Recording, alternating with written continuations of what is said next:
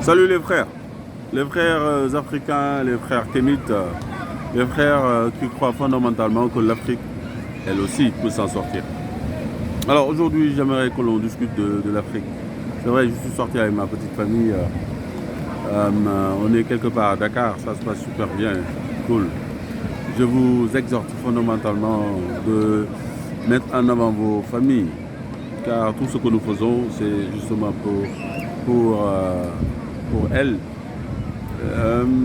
Je verrais mal un salarié ou un entrepreneur ne pas s'occuper, en tout cas ne pas passer du temps avec sa famille. C'est ce que je veux dire. Parce que donner de l'argent ou bien financer ces projets, ou bien financer donc des vacances, ou bien financer la scolarité, ou bien d'autres dépenses, c'est bien, c'est très bien. Mais ton épouse, tes enfants n'ont pas uniquement besoin que de ça. Il faut ta présence physique et ta présence intellectuelle aussi. Il faut leur parler, partager avec eux des jeux. C'est très très bien. C'est ce qu'il faut. Alors, ce n'est pas mon sujet d'aujourd'hui. Aujourd'hui, je voudrais qu'on parle justement de quelque chose qui me titille. Il y a quelques années, j'avais l'habitude d'entendre, oui, l'Afrique n'a pas besoin d'hommes forts, mais d'institutions fortes. En fait, cette terminologie, aujourd'hui, je la trouve un peu désuète. C'est un peu faux, en fait. Avec tout le respect que je dois à Barack, c'est quelqu'un que j'aime beaucoup. J'ai lu au moins 2 de ses livres, hein, L'audace d'espérer et Dream from my father. Ce sont des livres qui m'ont un peu éclairé sur son parcours et ce qu'il a. Par contre, je pense qu'aujourd'hui, l'Afrique a besoin de beaucoup plus que ça. Regardez, vous savez, les modèles économiques, ou bien les modèles de développement, on les copie-colle pas.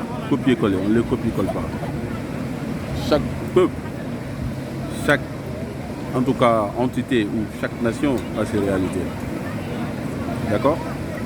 Alors, des entités comme les États-Unis ont été sauvés par Abraham Lincoln, vous le savez comme moi, lors de la guerre de sécession entre le Nord et le Sud, où effectivement le Sud voulait que nos grands-parents restent esclaves et que le Nord plutôt prônait une émancipation de nos grands-pères, en tout cas de nos frères qui ont été déportés. Alors, une institution forte, oui, mais je pense que M.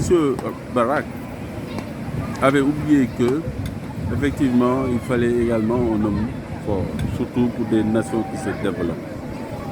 D'accord? Regardez Kagame. C'est le seul exemple que j'ai en Afrique. Kagame, personne n'ose dire aujourd'hui que ce n'est pas un homme fort.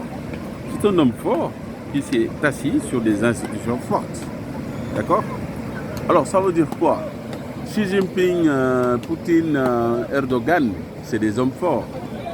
Ces gens-là, ils n'ont pas le même style que Macron, ou bien tu me diras, ils n'ont même pas le même style que Joe Biden. C'est des hommes forts installés sur des nations. Donc un modèle économique, un modèle politique dépend des peuples. Un peuple qui se développe, selon moi, il a besoin d'un leader exemplaire qui connaît le chemin, qui va mettre, en tout cas toutes les entreprises, toutes les structures, tous les entrepreneurs à l'aise. Tracer autant pour moi des chemins pour ces entrepreneurs, mais aussi poser les bases d'une nation qui va se développer de façon intrinsèque. Ça veut dire qu'il y a une certaine autarcie en pensant. Donc, autarcie, c'est quand tu fermes ton économie pour que tes champions nationaux se développent. Aujourd'hui, si nous avons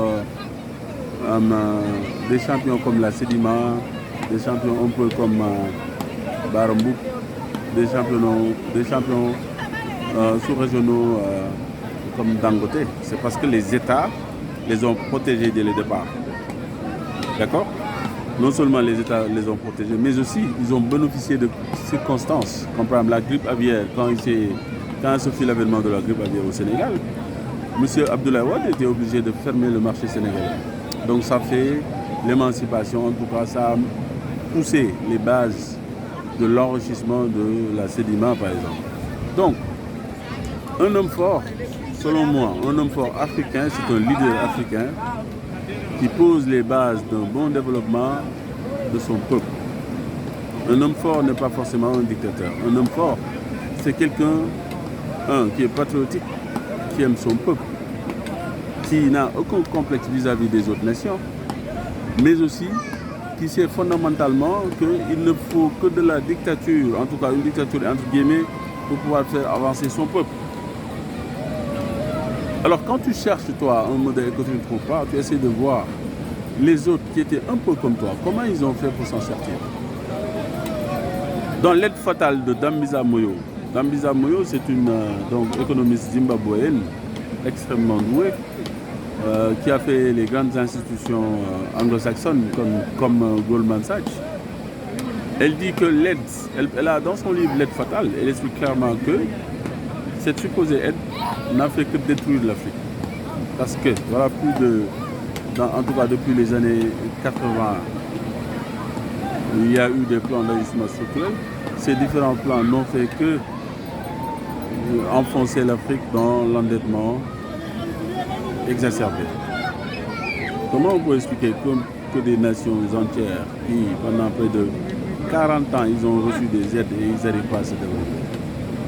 Ça veut dire que ça ne marche pas.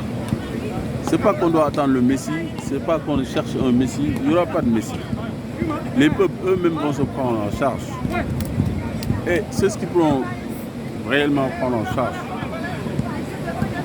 Les nations, les peuples, c'est ceux qui sont partis de la base, à mon sens.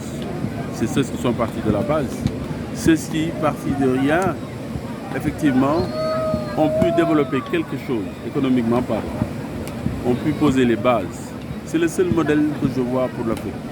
Ont pu poser des bases d'un développement certain et sans aucun complexe faire prévaloir les prix des denrées au niveau du marché des matières premières, mais aussi faire comprendre que le paradigme de l'aide, il n'est plus notre concept. Nous voulons y aller à force et positions égales.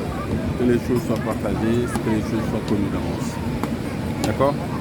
Ce serait déjà un bon début. Que nous sachions que il faut un homme fort. Un homme fort qui, justement, est parti de la base et qui est là pour le peuple. C'est pas une perle rare. C'est pas un messie. Ça existe. Ils sont tout simplement là, plein en Afrique. Ils sont dégoûtés par les politiciens qui sont là. Ça peut être des technocrates, comme ça pourrait ne pas être des technocrates. Je vous laisse. À bientôt.